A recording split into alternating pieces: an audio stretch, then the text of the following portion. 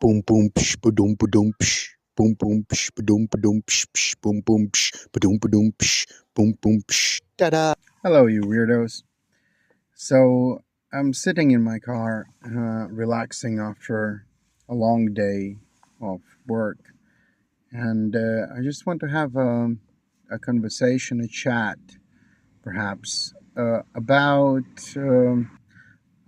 us car guys, and perhaps if you know a car guy or you're in relationship with one or a car girl for that matter, if you're in a relationship, say with a car person, or you're friends with a car person, and you're trying to understand sort of their obsession with cars.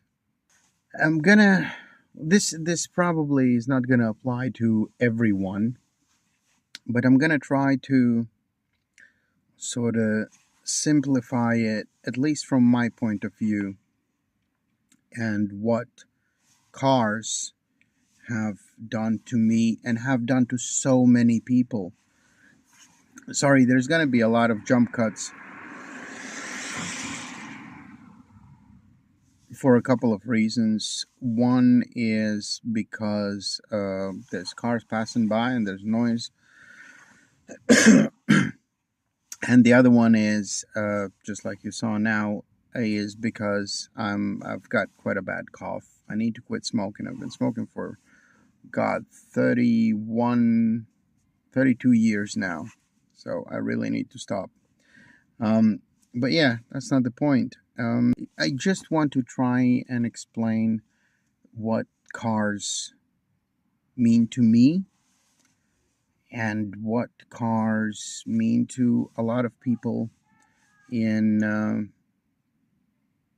the car community, and it is a community. So some of the people that are going to see this are going to know either from knowing me directly or indirectly, and also from knowing from their own experience. I've gone through shit in life. Thankfully, my life now is wonderful, is beautiful. And I mean, a lot of people would consider my life shit, but in comparison to what it was half a year ago, I'm doing brilliantly. I'm doing wonderfully. Uh, I I can't even explain how good I'm doing. But that's not the point. The point is that myself and a lot of other car people, we have gone through, everybody's gone through shit in their lives, but we have gone through such an insane amount of shit now, looking in retrospective, that we had to, in order to survive, in order to not lose our minds, we had to hyperfixate on something. And for us, for car people, it was the car. It was the first car we got. And it wasn't about the car and, ooh, I'm going to do this and that straight away. No, it wasn't. The first thing that happened was the first car we got was the freedom that it gave us, the feeling that it gave us when we went just for a drive. Like, a lot of people use their cars to travel from A to B, and they can never understand the comfort and the happiness that going just for a drive can bring you, the calmness in your weird ADHD riddled fucking crazy mind, in your crazy life. You can be in your worst point, and just going for a drive, you take a couple of hours, you put some proper good petrol in your car, because it makes it that little bit faster, it burns that little bit cleaner, it sounds that little bit better, and those are the things that we enjoy. And the first time we got that car and we went for a drive, the first time we went for a drive, we didn't know that that drive was going to help, but it helped so much. It brought so much peace, and it brought so much ease in life, and it allowed to relax, to look at things, at your problem at that time, or at your problem in general, from a different perspective, from a calmer place, from a better place. And after that first drive, when that peace came, obviously you realize that your life is, from now on, from this point, your life is going to revolve around this car. It might not be this car, like in my case,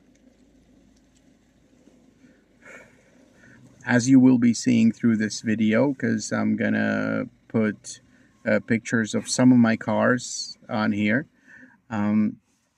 It might not be that particular car. It might be just cars in general. But the happiness and the peace and the calmness that they bring, you obviously, in things like that, you want to invest, you want to put your time and your effort into it to make it better, because that is the thing that brings you happiness. So when we, for example, when we modify our cars, right? Yes, it is partially to, well, a lot. I would say at least like 50% is to make it your own, to make it unique, to make it unique, to make it sort of an extension of yourself. But it also is kind of like when for your child you want to buy the best, the most awesome stuff, and you want to make them as good as possible. Well, it's kind of like that, because imagine if you can have one thing that makes you really happy. You want to make that thing as good as possible for you, right? And that's what we're doing, okay? And one thing about, well, a number of things about car community, but one thing in particular, we can sometimes have a giggle, like at a car meet. We can have a giggle about one car or another because something is not to our taste. However, we will never make evil fun of it, because we understand that that is that particular person's expression, that is what makes them happy, and it's unique, it's taken work, it's taken effort, and it is important. And we will always appreciate the time, the effort, the love that goes into the work that's done to the car. We may not understand it, but it's not our place to understand it, because that person, they do it for themselves. That's their outlet. That's their happy place. That's when they feel the best about themselves. And that's sort of part of being a car, like being in a car community, because like one of the best things of being in a car community is you don't get judged. You don't.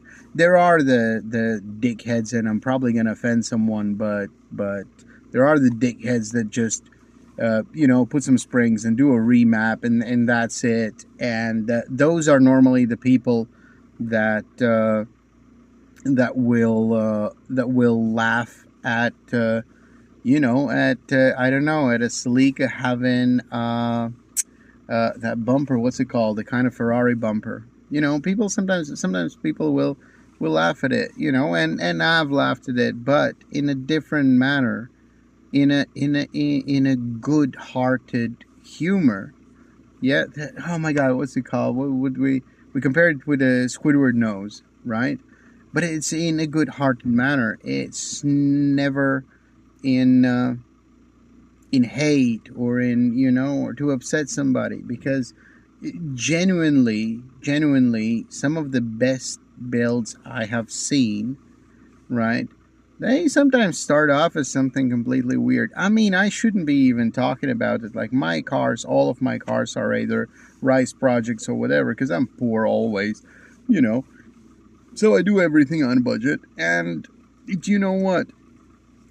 I have never, and some of my cars have been ridiculous. Like the things that I've done to them have been quite ridiculous and stupid. But I have never had anyone judge me on it. You know, people laugh, people poke fun, but they don't try to insult you. And that's what the car community is about, right? You feel accepted when the rest of the world doesn't accept you. You feel accepted. Um, I will never forget, like when I got my Celica, right? And at the time I was too stupid to to figure out where's the Japanese car sort of scene, and I didn't really know much about the cars or car scene at the time, and I just I created a car club called Jap Cars Manchester, and inside sort of the first week, I got about 12 people in it, and some of these people, like for example Andy, right? He still is running Rogue Static, which is quite a massive car club, right? And I organized a car meet with 12 people in my fucking car group, right? And it was like 7 out of 12 that turned up, and like people would literally like have them drive one car and their missus or wife or whatever, that like Brian, for example, right? He had just to add to the numbers, he drove one of his Celicas, and then his wife or Mrs. I'm not sure. She drove the other, just to sort of add to the numbers, right? And it was wonderful, and I met these people, and I bought them all coffee because I I realized how silly the whole ordeal was, and I thought, you know what, that's the best I can do. But they were all so friendly, and I mean, Andy, for example, is although we don't talk that much lately, but he's a friend. He's a friend for life, right? I've met one of my personally somebody that I consider one of my very best friends, right? I'm probably not to him, but I consider one of my few very best friends, right? I met Wayne there at that first car meet, and then together we started promoting JCM, and even being a dead. Well, it's not dead, but we rarely, maybe once a year, lately even less than that, we do something together as a car club, right? But it's still, we've got like over 400 members in the car club, right? And he sort of started, and he had this, still has this beautiful R34 GTT Skyline, and and he decided, fuck it, I'm not gonna go with all the big clubs. I'm gonna go with this guy, right? With this brand new, fresh thing nobody knew, right? And yeah, and I mean, I've made through the car community, I've made so many good friends, right? Just to name a few, there was Stillian, who's back in Bulgaria now, but he was, at the time, he was running. Well, he was working at, and sort of. I think he was like part owner of SK Garage, and there was Stoyan as well, from SK Garage as well. And like they would just do these because they knew I was poor and everything, and they would do these ridiculous things on my car for me just because we were car community, and this was a like Stillian was a guy that when I was in a really bad moment in my life, and he just said, hey, you know what, fuck it, let's go to Liverpool, let's get fucked up, let's get completely wasted, and then he looked after me and everything, and I lost him, and then he fucking came at like fucking, I don't know, 7, 8 o'clock in the morning and found me, and It's a long story, right? Or Andy has always been together with his missus. They've been always the people that have said, "Listen, if you're not feeling well, just fucking talk to us. You know where our house is. Pop over for a brew. Have a conversation with us, right?" Then there's Rocky, right? Rocky is a different type of person altogether. I could probably do a whole video. Well, I've done a number of videos with him, but I could probably do a whole separate video about him, right? There is Jay, who, by the way, is an amazing and absolutely brilliant tattoo artist. And he's done a lot of my tattoos, and he's done my friends' tattoos and all sorts. And he's absolutely brilliant. And his love for cars and passion and the support that in the early days of JCM, the support that that I had from him, it was incredible. Same with Rogue Static, Um, there is, oh my god, there's Tash, right? I could never forget Tash, because when I organized like a drive to Santa Pod, the girl lives in Carlisle. She basically lives in Scotland, right? And she would come with us. There was only like four of us going, and I think it was four or five or whatever. But we went to Santa Pod, and she had to travel stupid hours at stupid time of day to just to get there, right? And she's been a brilliant friend, a brilliant chat when I needed one, right? Chris Fong, him, and there's oh my god, Chris. He when I was basically about to become homeless, he literally just offered me a flat in one of his buildings as for so cheap. You like. It's I'm out of words, right? These are all people that I met through through cars. And there are so many that it's not that I forget, but if I start talking about everyone, then it's just gonna take notice. Oh my god, notice when I wanted for Silico a nice sort of race chair. He sold me a 500-pound brand new pole position race chair. It was I looked it up. It was a 500-pound chair, and he sold it to me for 20 quid. And even those 20 quid he only took because in our culture it's bad luck if you don't pay for things, so you have to pay something. It's ridiculous, the amount of wonderful, great, amazing people that I've met through car scene, and that is it. So a lot of us, maybe not all of us, but a lot of us, we come into the car scene as as this traumatized, hurt entity. And the cars, they heal us. That's why we love these cars so much. That's why we try to put our own individual twist on them. So yeah, I've ranted on a little bit, but I hope this explains just a tiny bit of why we love our cars so much. With that, I'm gonna have to do a lot of editing, so I'm just gonna say bye for now. Like it if you like it, dislike it if you. I am tired, but like it if you like it, dislike it if you dislike it. I am